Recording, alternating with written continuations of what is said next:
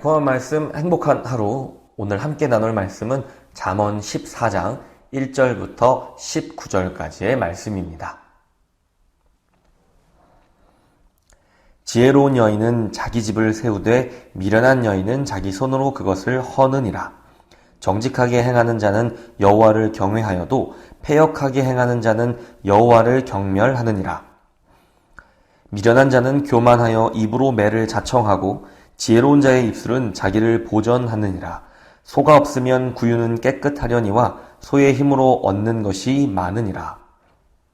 신실한 증인은 거짓말을 아니하여도 거짓 증인은 거짓말을 뱉느니라.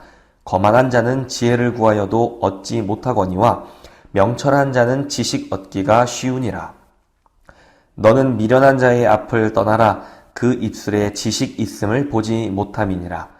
슬기로운 자의 지혜는 자기의 길을 아는 것이라도 미련한 자의 어리석음은 속이는 것이니라. 미련한 자는 죄를 심상히 여겨도 정직한 자 중에는 은혜가 있느니라. 마음의 고통은 자기가 알고 마음의 즐거움은 타인이 참여하지 못하느니라. 악한 자의 집은 망하겠고 정직한 자의 장막은 흥하리라. 어떤 길은 사람이 보기에 바르나 필경은 사망의 길이니라. 웃을 때에도 마음에 슬픔이 있고 즐거움의 끝에도 근심이 있느니라. 마음이 굽은 자는 자기 행위로 보응이 가득하겠고 선한 사람도 자기의 행위로 그러하니라. 어리석은 자는 온갖 말을 믿으나 슬기로운 자는 자기의 행동을 삼가느니라. 지혜로운 자는 두려워하여 악을 떠나나 어리석은 자는 방자하여 스스로 믿느니라. 노하기를 속히 하는 자는 어리석은 일을 행하고 악한 계교를 꾀하는 자는 미움을 받느니라. 어리석은 자는 어리석음으로 기업을 삼아도 슬기로운 자는 지식으로 면류관을 삼느니라. 악인은 선인 앞에 엎드리고 불의한 자는 의인의 문에 엎드리느니라. 아멘. 오늘 본문은 가정을 세우는 지혜로운 여인과 가정을 허무는 미련한 여인에 대한 대조로 두 종류의 사람을 묘사하고 있습니다. 그것은 비단 가정뿐만이 아니라 모든 관계에 있어서도 관계를 세우는 사람과 허무는 사람을 그린다고 볼 수도 있습니다. 누군가를 만났을 때 바라보기만 해도 기분이 좋고 또 대화를 할수록 긍정적인 에너지와 좋은 아이디어를 주는 사람이 있습니다. 반면 누군가는 만나기만 해도 덩달아 힘이 빠지고 대화를 하면 할수록 부정적인 에너지를 전달해주는 사람이 있습니다. 과연 나는 누군가를 만났을 때 어떠한 사람일까요? 긍정적인 에너지를 주는 사람입니까? 아니면 부정적인 에너지를 주는 사람입니까? 오늘 잠언의 말씀을 통해 귀한 교훈을 얻고 내가 다른 사람에게 어떤 사람이며 또 어떤 사람이 되어줄 수 있는지를 생각해 볼 수 있기를 축복합니다.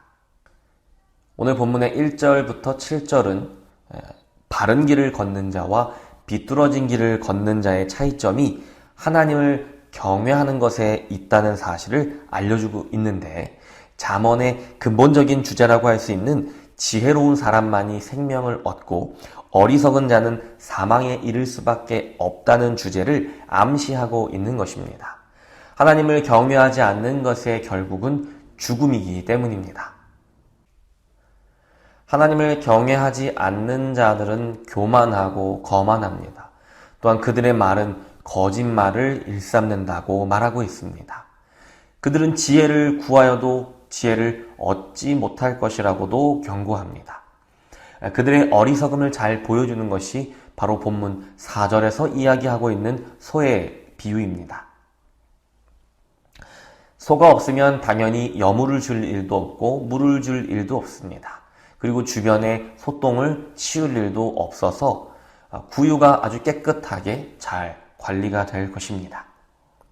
그러나 번거롭더라도 소에게 여물을 주고 물을 주고 주변의 소똥을 깨끗이 치워서 구유를 잘 관리하게 된다면 그 소는 밭에 나가서 많은 일을 하게 될 것이고 가정에 더 많은 이윤을 남겨주게 될 것입니다.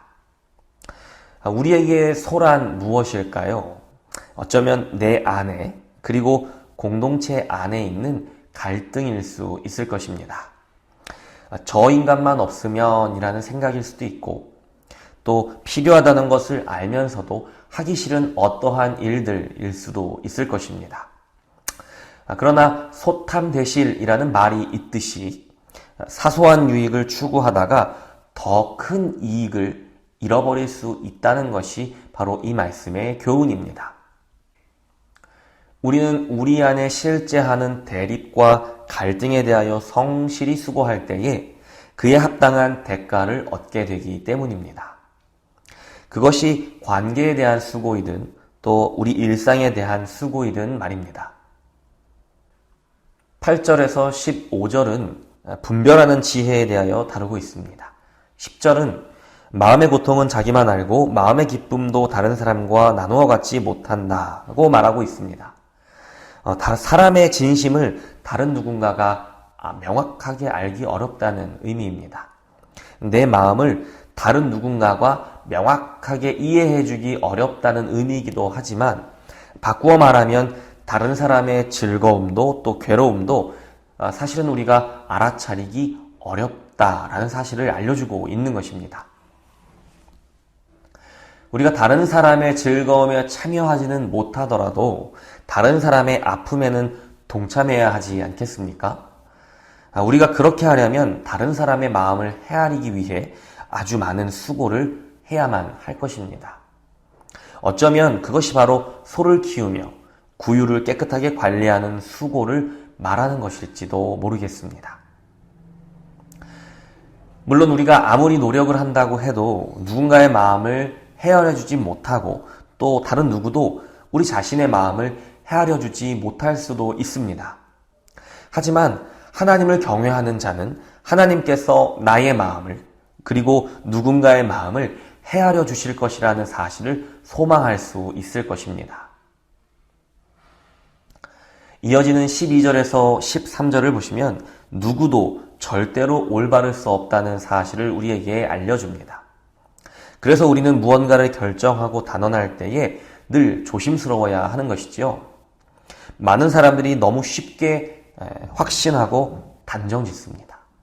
잠언은 서둘러 결정하고 쉽게 믿는 것이 어리석은 자들의 특징이라고 우리에게 알려주고 있습니다. 왜 그런 경솔한 판단을 하게 될까요? 16절은 어리석은 자는 방자하여 스스로 믿는다라고 우리에게 알려주고 있습니다. 18절은 어리석은 자는 어리석음으로 기업을 삼아도 슬기로운 자는 지식으로 면류관을 삼느니라 하고 말하고 있습니다. 여기서 말하는 지식이란 하나님을 경외하는 지식을 의미합니다. 미련한 자는 가정을 무너뜨리고 또 이웃과의 관계를 무너뜨리는 사람입니다. 그러한 사람은 자기 지식을 믿습니다.